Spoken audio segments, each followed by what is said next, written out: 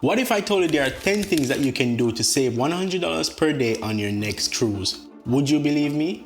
Well, that's exactly what I'm about to share with you here, guys. Right here, I have in my notes 10 of the top things that you can do to actually save money on your next cruise, and I thought about these personally and carefully, guys, so I can share that with you as a cruise employee insider. If your itinerary is inclusive of drink packages, food packages, and all those things, this video isn't actually for you. But for those who are cruising on a budget, this video will actually help you guys, and these tips that I have right here will do wonders for your next trip. So let's get into the first tip. The first tip is to book early, guys. Yes, this is the number one tip. It sounds very cliche, but it's actually true. You have to book your cruises early for you to save money. And one of the best things you can do is to set up price alerts for your desired cruise and book as soon as you see a good deal, guys. When you go to these websites, say for instance you're interested in going on a cruise at Carnival, when you see these things you can set up for prices alert, guys. So for instance, if you go to the site now and you see a price maybe out of your range, you can set up a price alert that will, whenever the price drops, you get an email or an alert or a notification on your phone that tells you, oh, the price is now lower, and then you can probably go ahead and grab that deal.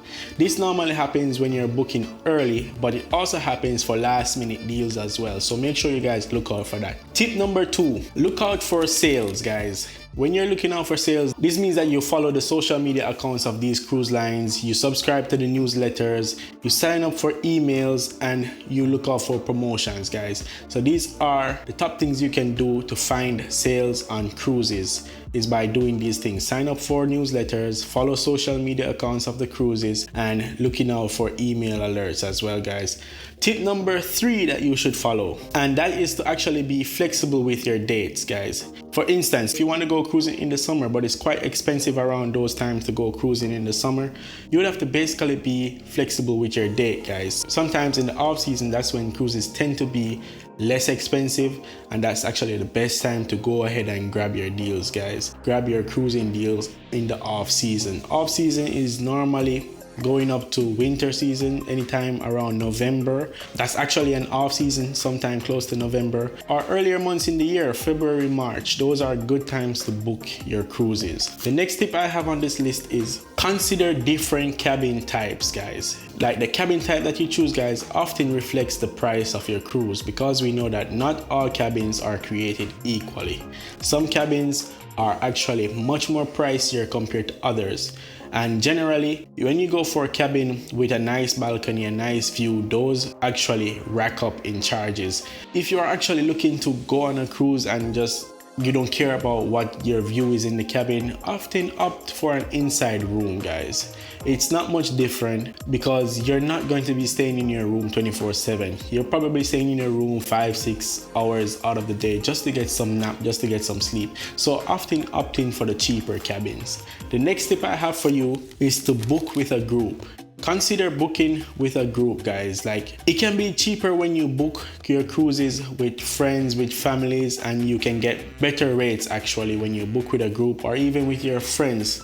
Like, you get discounted prices whenever you book it with groups. So don't think about trying to travel alone, or if you like to travel alone, then you can actually find deals, but it's actually cheaper when you're booking with a big group of you guys, and then you can get a discounted rate doing that as well. Another way that you can save money when you're booking your cruise is to use a travel agent. Travel agents normally would book cabins and rooms way in advance so that they lock in the cheapest deals. Sometimes travel agents have the lowest rates for the rooms, and you would never know, because when you're going to the website you're seeing that the current price, but sometimes the travel agents, they book these rooms way in advance before the itinerary was out, and they got these great deals on these prices that you can find from a travel agent.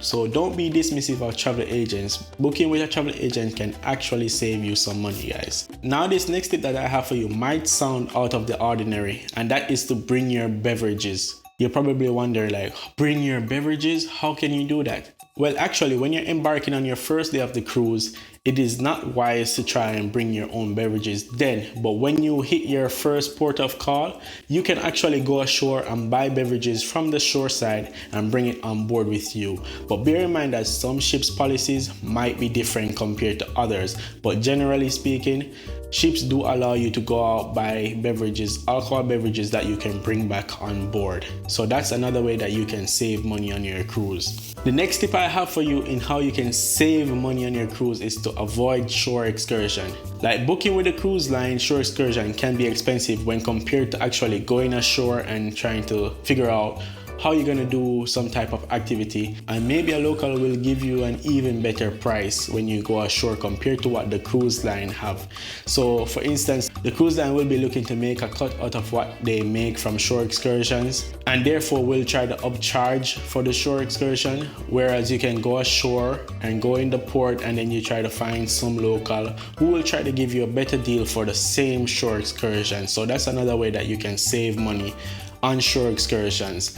And the best way you can save money on shore excursion is to avoid it overall, guys. Do you really need to do shore excursion? You can go ashore, you can walk around, you can book a taxi, you know, those little things, and you still get the feeling of basically being in that area. Like booking a taxi, they know that you're a tourist, they will bring you around, and they'll normally do it at a very low cost compared to what the ship would charge you for a shore excursion. My next tip now is to prepay your gratuities. Yes, actually prepaying your gratuities can save you some money off your cruise, whereas daily charges. So if you prepay your gratuities in advance, you can see where it may be cheaper than actually paying day by day your gratuities, and then you're thinking like, wow, this really adds up, and then sometimes you get hit with charges that you weren't prepared for at the end of your cruise. So actually prepaying your gratuities is a great way you can save money on your cruise. Another tip I would mention is to avoid specialty dining, guys. That's where these cruise lines have these specialty restaurants on board that you'd have to make reservations for and even pay to reserve these restaurants. Like I said, if you're on an all-inclusive cruise, this wouldn't apply to you. But for those who are budget cruising, then you would actually see that for specialty dining is much expensive compared to actually using the other dining options such as the general dining room, the buffet areas, and so on. So you can avoid going to the specialty dining room, avoid making reservations. But if you just want to make it much better and still enjoy the specialty dining, one thing people don't realize is that with the specialty dining, you can get these options sometimes with room service, and this will actually be a great way for you to avoid specialty dining charges such as making reservations and such by ordering through room service.